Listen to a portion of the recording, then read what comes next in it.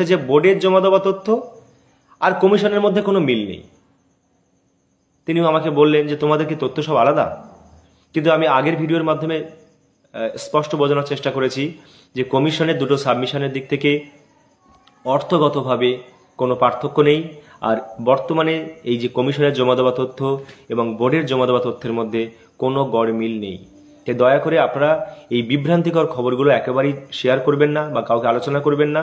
আর যদি আপনারা ডিপেন্ড করতে হয় তাহলে আমাদের তথ্যগুলো এগুলো লিপিবদ্ধ করে সঠিকভাবে আজকের একটি বিশেষ তথ্য শেয়ার করার জন্যই আমি একটু লাইভে আসলাম।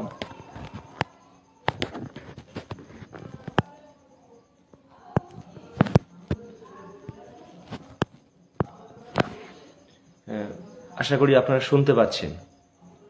দেখুন, বেশ কয়েকদিন ধরেই একটা খবর মিডিয়ার মাধ্যমে বারবার সম্প্রচারিত হচ্ছে, সোশ্যাল মিডিয়ায় খবরটা বেশি ছড়াচ্ছে এবং কোনো একজন বিখ্যাত ব্যক্তি, যিনি একটু জনপ্রিয়, আমাদের ওয়াই চ্যানেলে এসেছেন এবং আমাদের সঙ্গে ভালো ব্যবহারও করেছেন। আমরাও তার সাথে কোনো মিসবিহেভ করিনি। তো তারও একটা ভিডিও আমি বিগত 3 দিন ধরে দেখছি, আমার স্কুলের কলিগরাও দেখছেন। আমাকে বললেন যে বিভিন্ন সময় কমিশন বিভিন্ন তথ্য জমা দিচ্ছে, যার জন্য কমিশনের দেওয়া তথ্য বোর্ডের জমা দেওয়া তথ্য কোনো মিল নেই এবং যার জন্যই একটা বিভ্রান্তি সৃষ্টি হচ্ছে, সুপ্রিম কোর্ট সিদ্ধান্তে আসতে পারছে না। এরকম ধরনের কিছু গসিপ বা মিডিয়ার কিছু ভুল খবর জনমানসের মধ্যে একটা বিশালভাবে প্রচার হচ্ছে। তো আমার মনে হয় যে সঠিক তথ্যগুলো আমাদের পরিবেশন করাটা খুব জরুরি এবং সেগুলো আমাদের তথ্যগুলো আমাদেরই শেয়ার করাটা আরও একান্ত প্রয়োজন। আমি আগের একটা ভিডিওয় আমি বলেছিলাম যে কমিশনের পূর্বের জমা দেওয়া তথ্য এবং লাস্ট সাবমিশন যেটা কমিশন জমা দিয়েছে তার মধ্যে কোনো তথ্যগত পার্থক্য ছিল না। তো আজকের আমি শুধু একটা ছোট্ট লাইভের মাধ্যমে একটা তথ্য আপনাদের দেওয়ার চেষ্টা করব যে স্কুল সার্ভিস কমিশন এবং বোর্ড মধ্যশিক্ষা পর্ষদ তারা যে সাবমিশনটা জমা দিয়েছে, অর্থাৎ লিখিত সাবমিশন, তার মধ্যে তথ্যগত কোনো গড়মিল নেই।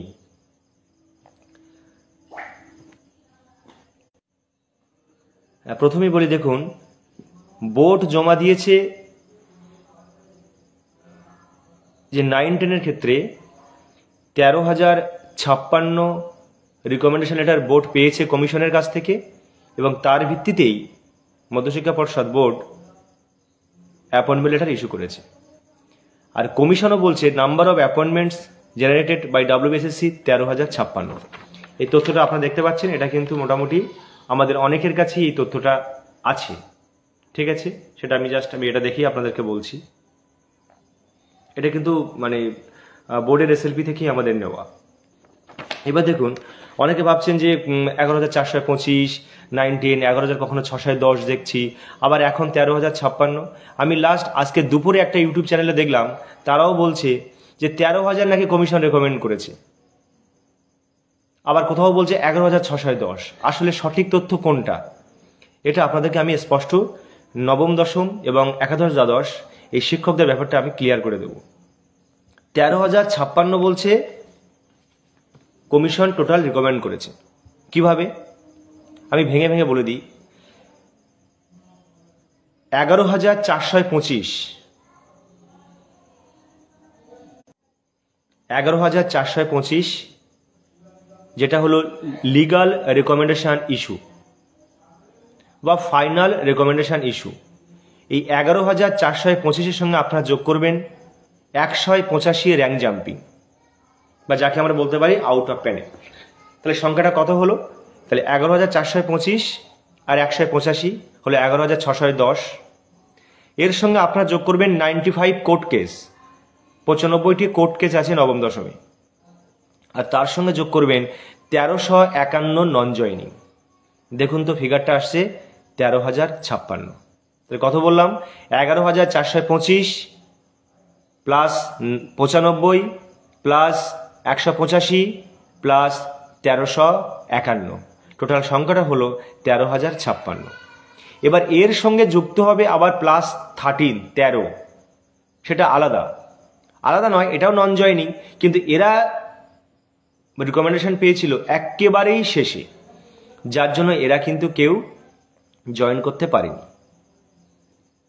টোটাল সংখ্যাটা হয় 13,069, কিন্তু কমিশন এই 13 জনকে বাদ দিয়ে প্রথমে যেহেতু ফিগারটা এসেছিল 13,056, ঠিক একই রকমভাবে বোর্ড কিন্তু সেই তথ্যটাই দিয়ে বলছে, দেখুন 13,056 আর 13,056, তাহলে 11,425 ফাইনাল বা legal recommendation, 95 court case, 185 rank jumping, আর 1351 হচ্ছে 185 র্যাঙ্ক জাম্পিং, হ্যাঁ, আর 1351 হচ্ছে নন জয়নিং। তাহলে ফিগারটা কিন্তু ঠিক মিলে যাচ্ছে 13,056। ঠিক একই রকমভাবে আমি 11-12 বিষয়টা আপনাদের একটু বুঝিয়ে বলি। দেখুন 11-12 কমিশন জমা দিয়েছে, বোর্ডের এসএলপি জমা দিয়েছে বোর্ড 5,757। তথ্যটা আপনারা আমার কাছে দেখতে পাচ্ছেন কিনা জানি না, দেখবেন আপনারা যাদের কাছে আছে দেখতে পাবেন, কারণ এখানে হয়তো উল্টে দেখাচ্ছে 5,757। এটা আমাদের ভেঙে বলে দিই, এই 5,757 কিভাবে আসছে? ফাইনাল রেকমেন্ডেশন হচ্ছে বা লিগাল রেকমেন্ডেশন হচ্ছে 5,557, তার সঙ্গে আপনারা যোগ করবেন 38 র্যাঙ্ক জাম্পিং, 38 র্যাঙ্ক জাম্পিং, তার সঙ্গে যোগ করবেন 158 158 নন জয়নিং, তার সঙ্গে যোগ করবেন 4 জন কোর্ট কেস, সংখ্যাটা হচ্ছে 5,757, 5,757। তাহলে বোর্ড এবং কমিশন এই দুজনের জমা দেওয়া তথ্য, তার মধ্যে কিন্তু কোনো তথ্যগত গড়মিল নেই। এই বিষয়গুলো কেউ ডিটেলস বুঝতে না পেরে এক এক সময় এক একজন বিভ্রান্তিকর মন্তব্য করছে, এবং সেগুলো যতই ফেসবুকে বা ইউটিউবে সোশ্যাল মিডিয়ার মাধ্যমে ছড়িয়ে পড়ছে, ততই কিন্তু আমাদের নিয়ে বিভ্রান্ত হচ্ছে। যেমন আমাদের পাশের স্কুলে একাধিক টিচাররা যেতে গিয়ে আমাদের সঙ্গে আমাদের সঙ্গে প্রথম থেকে পরিচয়, বুঝলো তোমাদের আনন্দবাজারে এই তথ্যটা আনন্দবাজারে দিয়েছিল, এই তথ্যটা নয়, বলেছে যে বোর্ডের জমা দেওয়া তথ্য আর কমিশনের মধ্যে কোনো মিল নেই। তিনিও আমাকে বললেন যে তোমাদের কি তথ্য সব আলাদা? কিন্তু আমি আগের ভিডিওর মাধ্যমে স্পষ্ট বোঝানোর চেষ্টা করেছি যে কমিশনের দুটো সাবমিশনের দিক থেকে অর্থগতভাবে কোনো পার্থক্য নেই, আর বর্তমানে এই যে কমিশনের জমা দেওয়া তথ্য এবং বোর্ডের জমা দেওয়া তথ্যের মধ্যে কোনো গড়মিল নেই। তাই দয়া করে আপনারা এই বিভ্রান্তিকর খবরগুলো একেবারেই শেয়ার করবেন না বা কাউকে আলোচনা করবেন না। আর যদি আপনারা ডিপেন্ড করতে হয়, তাহলে আমাদের তথ্যগুলো এগুলো লিপিবদ্ধ করে সঠিকভাবে। আর শেষে আমি শুধু একটা কথা বলে আমি ভিডিওটা শেষ করব, সেটা হচ্ছে যে চেয়ারম্যান স্যারকে আমরা অনেকেই প্রশ্ন করছেন যে কমিশন অনেক মিডিয়ার মাধ্যমেও খবর যে কমিশন এতদিন ধরে কোনো তথ্য জমা না দিয়ে আর শেষ বেলায় এসে তথ্য জমা দিচ্ছে, হ্যাঁ, একেবারে শেষে এসে তথ্য জমা দিচ্ছে, এতদিন দেওয়ার সুযোগ পায়নি। ব্যাপারটা সেরকম নয়।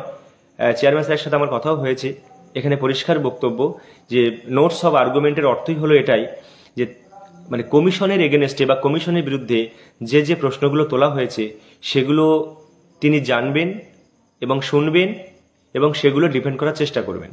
শেষ দিন যেহেতু 3 মিনিট 28 সেকেন্ড কমিশন সুযোগ পেয়েছিল, তাই তার বিরুদ্ধে ওঠা অভিযোগগুলো কিন্তু ডিফেন্ড করার সময় বা সুযোগ না পেয়ে লিখিত আকারে সেগুলো জমা দিয়েছে। এক সেকেন্ড।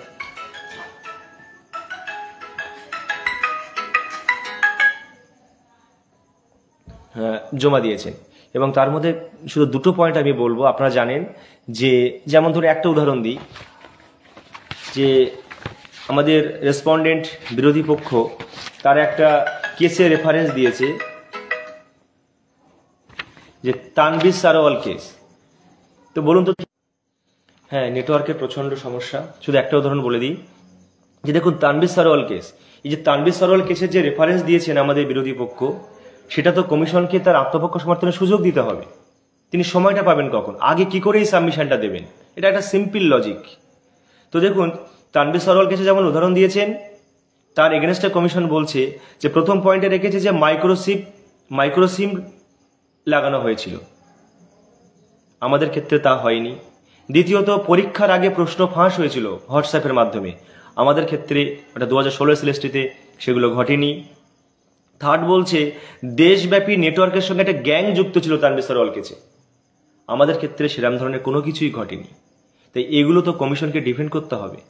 এবং আরও একটা বক্তব্য, এক্সপেরিয়া প্যানেল নিয়ে